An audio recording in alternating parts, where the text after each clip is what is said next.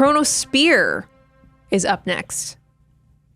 Can you explain why you would want to go to a more conservative profile while in retirement? It seems like just keeping the aggressive profile would provide the most wealth in the long run. I also noticed that when you showed the Trinity study, the 100% equity portfolio had the highest chance of success at 30 years and 50 years. Can you speak to this at all? Well, some of it, so the Trinity study, some of it depends on standard of living. One of the things that we did not get to talk about in the show, and we have talked about it in previous shows, but in the specific show that you're referencing, we didn't get to talk about, is that a lot of people take those safe withdrawal rates and they apply it sort of automatically to portfolio value. So whatever the portfolio value is, I multiply it times the safe withdrawal rate, that's my standard of living. What we normally see most often is a dynamic withdrawal rate where someone has a standard of living. I'm going to make up a number because it's in my head. All right, I know that I need at least $40,000 to live off of. Well, in some years, $40,000 might be 4%, but in some years that might be 4.5%, 5%. In some years, it might be 3.5%. So if over the long term you can average that 4%, you can kind of keep yourself grounded there. Well, here's what happens. It gets really, really difficult. If you have a 100% all equity portfolio and it's super, super aggressive, and you get into one of those years like 2008 when the market lost 37%, or you get into a 2022 when the market's down 25%, and you're still pulling off that, I'm going to use 40,000 example, well, now that withdrawal rate that was going to be 4%, in 2008, that withdrawal rate could have rapidly gone from 4% to 8%, or from 5% to 10% of the portfolio value. It becomes very, very difficult to overcome that. While you may have the tolerance for the risk inherent in an all equity portfolio, you might not have the capacity, the time for that portfolio to recover, to make itself back. Because what happens if in that same year is the year you have to replace an automobile, is the year that you have a medical emergency, the year that you have fill in the blank where you have a larger draw in your portfolio.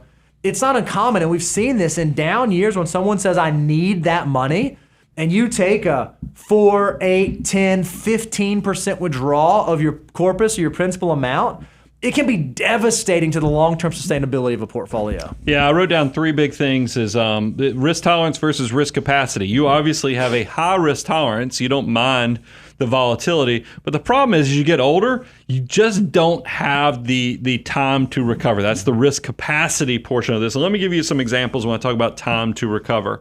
If you go back, and I'm going to use loosely some things that happened around the 2008, the Great Recession. If you lost 20%, the mathematical calculation on how much you need to make to recover, to get back to break even, is you have to make 25%. Mm-hmm. So if you lose 20%, you have to have a return of 25% to get back to where you started from. That what we found was after the 2008 with a diversified portfolio, most people absorbed what happened to them in 2008, which was tremendous volatility and it was scary. But by 1.5 years into it, meaning that going from the beginning of 2008 to about mid-2010, people were back to making money. That's a good thing, because that's how it worked for the typical retiree that was diversified. However, there were periods in 2008 where the market was down over 50%. If you look at September, October of 2008, when things, the Lehman Brothers stuff went down, Bear Stearns, there was a lot of horrible stuff going down. If you lose 50% of your value, it takes 100% rate of return to make that money back. And we used to show an illustration on risk capacity for people is that instead of it taking 1.5 years to get back to break even, it might take you 8 to 9 years to get back to where you were because you lost so much. And then as Bo was just sharing, in retirement, you're actually pulling off of that money every month. Can you imagine the market loses 50% of its value? You're still yanking out your distribution for living expenses. You're cutting to the bone. That's right. When we talk, that's what diversification allows for you to have. It allows you not to cut into the bone. It doesn't turn this wound where it festers and then you die from this. That's what you always, like, I remember when I did the Jack Daniels tour.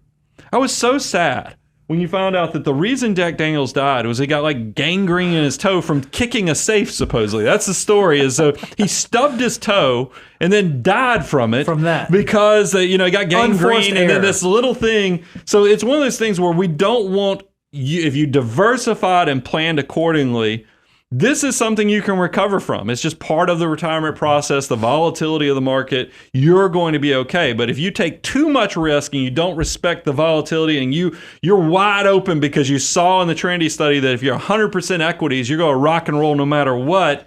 And then you find out that you stubbed your toe by going through a bear market, but it's gotten gangrene and then you end up dying and leaving. And you're like, oh my gosh, I really, maybe this whole risk thing, I wasn't thinking about it in a 360, 100% complete way. I need to not only think about what I can absorb emotionally, I also need to think about, hey, I'm pulling off of this money every year. Why don't I diversify so that I can minimize that volatility and keep everything, turn it into a superficial wound versus being devastating to my long-term success? And I don't care who you are. I don't want to speak in absolutes, Brian, so correct me if this is too much of an absolute. When you retire, when you go from going out there and earning and working and making your dollars to now living off your dollars, there is a psychological change that takes place. So while you may think, oh man, I've got a huge risk, I can handle a 100% equity portfolio. Oh, I'm not going to freak out. Oh, I'm not going to want to go to cash. I think it was Mike Tyson says, everybody's got a plan until you get punched in the face. Sometimes the economy will, in retirement, punch you in the face. And if you have one of those portfolios that's out there flopping and you see that $1 million portfolio in 2008 hit a value of $500,000, it may cause you to make some less than ideal decisions. So if you've built it to where you can focus more on capital preservation than capital accumulation, the peace of mind that you're able to experience in financial independence is way, way, way different. Well, I know how, because I'm just like you guys. We resemble you. This is, we eat our own cooking. I know what happens is that when the market gets beat up while you're working, you're like, hot dog, I'm getting these shares. Yes, my portfolio is down, but I'm buying more at this lower price. I want you to take it, fast forward to when you have reached this financial independence, you walk away from your day job, and then market gets its teeth kicked in. You're like, hot dog, I'm buying. Oh, wait a minute. I'm not buying. I'm not buying anymore. I'm pulling. I'm doing the opposite. I'm consuming resources while it's getting its teeth kicked in. It is going to kick you like a donkey in a way that you've never experienced. We deal with it all the time with retirees. I think that's one of the values we offer on why you need to take the relationship to the next level is the psychological. You've only had one retirement that's coming up. We've had hundreds, if not thousands of people, that we've been able to help over the decades. Let us help you walk through that, because you don't want to get kicked in the chest and then have this unexpected and make bad emotional decisions because you're just not prepared for it.